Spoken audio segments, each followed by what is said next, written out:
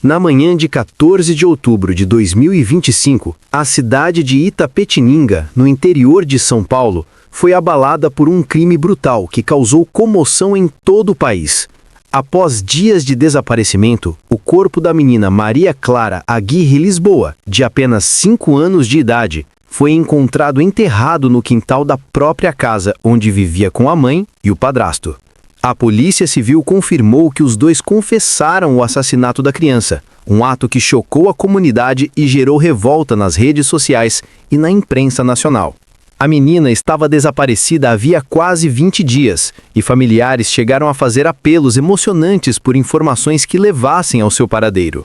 O caso começou quando parentes denunciaram o desaparecimento da menina. Buscas foram realizadas em várias regiões da cidade, envolvendo polícia, conselho tutelar e moradores.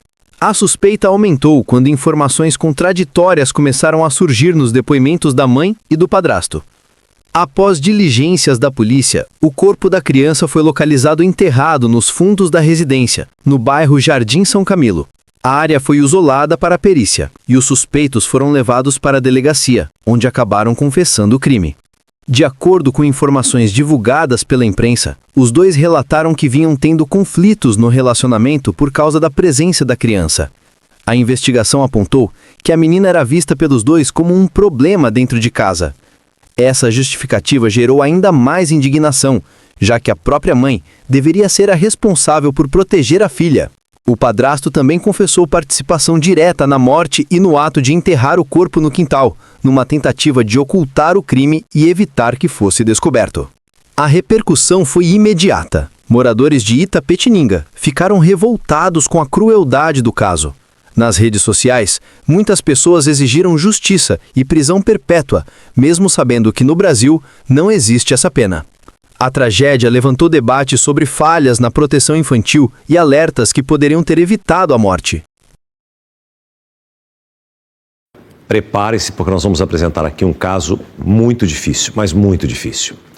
O corpo de Maria Clara, de 5 anos, desaparecida há cerca de 20 dias, foi sepultado em Itapetininga, no interior de São Paulo. A garota tinha sido enterrada no quintal da casa dela e, segundo a polícia, a mãe e o padrasto confessaram o assassinato. Policiais encontraram o corpo de Maria Clara Aguirre Lisboa enterrado e concretado no quintal da casa onde ela morava com a mãe e o padrasto. A busca teve início depois que o pai da garota alertou o conselho tutelar sobre o desaparecimento. Ele sequer conseguia contato com a ex-mulher, Luísa Aguirre, e muito menos com o atual companheiro dela, Rodrigo Ribeiro Machado. O pai de Maria Clara não quer se identificar. Além de não conseguir ver a filha, ele contou que recebeu ameaças de Rodrigo. Mas você é surdo também, cara. Me irrite não, parça. Não, já falei, parça. Não vou mais nem responder você, mano. Eu falei, Sofia tá morta, não existe mais, parça. Não, pode mandar mensagem. No interrogatório, de acordo com o delegado, mãe e padrasto confessaram o assassinato da menina de 5 anos. De acordo com a polícia, Rodrigo Ribeiro Machado, o padrasto, tem uma extensa ficha criminal. Ele deixou a prisão há cerca de 1 mês, onde cumpria a pena por violência doméstica. A vítima da agressão foi justamente Luísa, mãe de Maria Clara.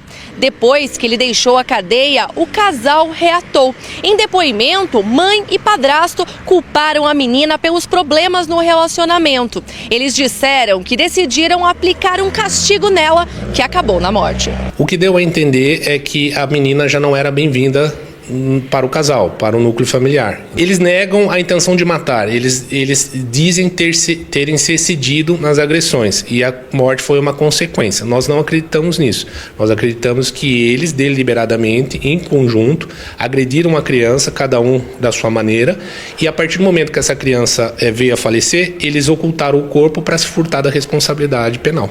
O sepultamento de Maria Clara ocorreu na tarde desta terça-feira. A despedida foi breve e marcada por emoção. Até quem não é família fica afetado, né, cara? Porque é uma crueldade dessa menina, 4 anos, mano. Ia fazer 5 agora. E tinha o resto do futuro pra frente, né, mano? Eu tenho certeza absoluta que essa reportagem, esse fato principalmente, comoveu você, assim como a mim também. O que uma criança de 4 para 5 anos pode causar de prejuízo para um relacionamento de alguém? Conta isso para mim. Alguém pode tentar esclarecer, porque até agora eu não consigo compreender. Eu não consigo digerir tudo isso que nós mostramos na reportagem para você. Porque não era mais fácil essa mãe chegar para o pai e dizer: fique você com a guarda dessa criança? Não seria mais fácil assim? Eu tenho certeza que o pai acolheria essa criança. Agora, eu já disse isso e repito, antes de você se relacionar com alguém, você tem que pedir um histórico criminal dessa pessoa. Porque o que a gente tem de pessoas, de relacionamentos, de agressão para a mulher, e fora que esse cara deve ter ameaçado a própria mãe. Eu não sei, eu estou aqui completamente perplexo com esse caso que nós acabamos de mostrar para você, e eu espero que a justiça seja feita. Vizinhos afirmaram que não imaginavam que algo assim pudesse estar acontecendo dentro daquela casa. Muitos relataram que nunca ouviram gritos ou viram sinais de agressão, o que aumenta o mistério sobre como tudo aconteceu. As autoridades destacaram que os laudos periciais serão fundamentais para esclarecer a dinâmica do crime. Exames do Instituto Médico Legal vão determinar a causa da morte, se houve agressão física, tortura ou outro tipo de violência. Também será apurado se a menina foi morta no mesmo dia em que desapareceu ou se ficou viva por algum tempo antes do assassinato.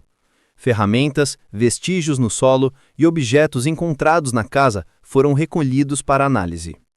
Do ponto de vista jurídico, os dois devem responder por homicídio qualificado, ocultação de cadáver e agravantes, como o fato de a vítima ser menor de idade.